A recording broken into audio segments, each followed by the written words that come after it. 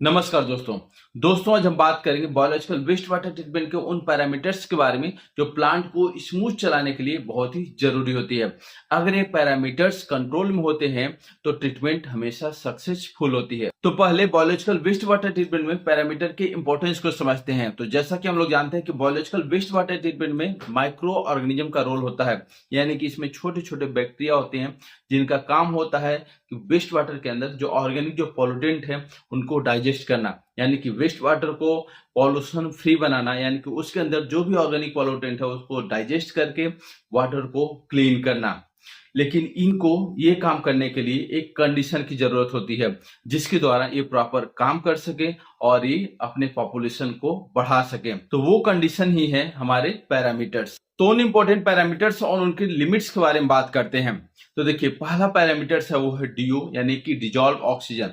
Biological aeration tank में micro organism यानी कि बैक्टीरिया को सर्वाइव करने के लिए ऑक्सीजन चाहिए जिससे वो प्रॉपरली वर्क कर सके और अपने पॉपुलेशन को ग्रो कर सके और उसमें स्टेब्लिश रह सके। तो इसके लिए उसमें जो डीओ मेंटेन करते हैं, यानी कि डिजॉल्व ऑक्सीजन जो मेंटेन किया जाता है वो 2 मिलीग्राम प्रति लीटर तक मेंटेन होना चाहिए। इसमें मिनिमम 1.5 और मैक्सिमम 2.5 या 3 मिलीग्राम तक आप रख सकते हैं। इससे नीचे या ऊपर जाने पर बैक्टीरिया यानी कि माइक्रो ऑर्गेनिज्म डिस्टर्ब होते हैं। सेकंड पैरामीटर है वो है पीएच। तो बैक्टीरिया न्यूट्रल पीएच पसंद करते हैं, लेकिन इसके रेंज की बात की जाए तो इसको आप 6.5 से 8 पीएच तक रख सकते हैं, जिसमें बैक्टीरिया इजीली सर्वाइव करते हैं और अपने आप को डेवलप करते हैं। थर्ड पैरामीटर है वो है एमएलएसएस, यानी कि मिक्स लिकर सस्पेंडेड सॉलिड्स।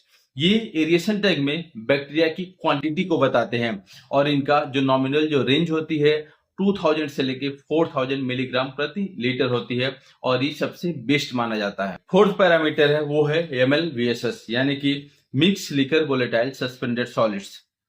इस पैरामीटर्स के द्वारा पता चलता है कि हमारे बायोलॉजिकल एडिशन टैंक में कितने माइक्रो ऑर्गेनिज्म एक्टिव हैं और इनकी जो रेशियो होती है जो एमएलएसएस के अकॉर्डिंग जो निकालते हैं, जो बेस्ट रेशियो जो मानी जाती है ये एमएलएसएस का 60 to 80% एमएलबीएसएस होना चाहिए। फिफ्थ पैरामीटर है वो है एफएम रेशियो, जिसको बोलते हैं food to microorganism ratio.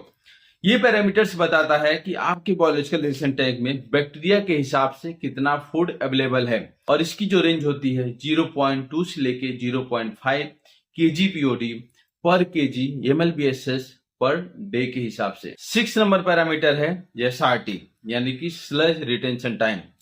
ये पैरामीटर बताता है कि बायोलॉजिकल रिएक्शन टैंक में कितने दिनों तक आप बैक्टीरिया को होल्ड रख सकते हैं।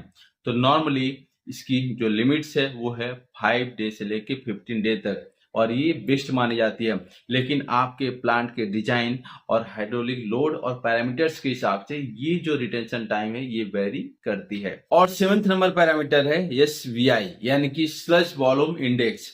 ये पैरामीटर्स बताता है कि आपकी जो स्लज की सेटलिंग टेंडेंसी कैसी है, यानी कि आपका जो स्लज है वो कितना बेस्ट वे से सेटल हो रही है और इसकी नॉर्मल लिमिट है 80 to 150 ml पर ग्राम।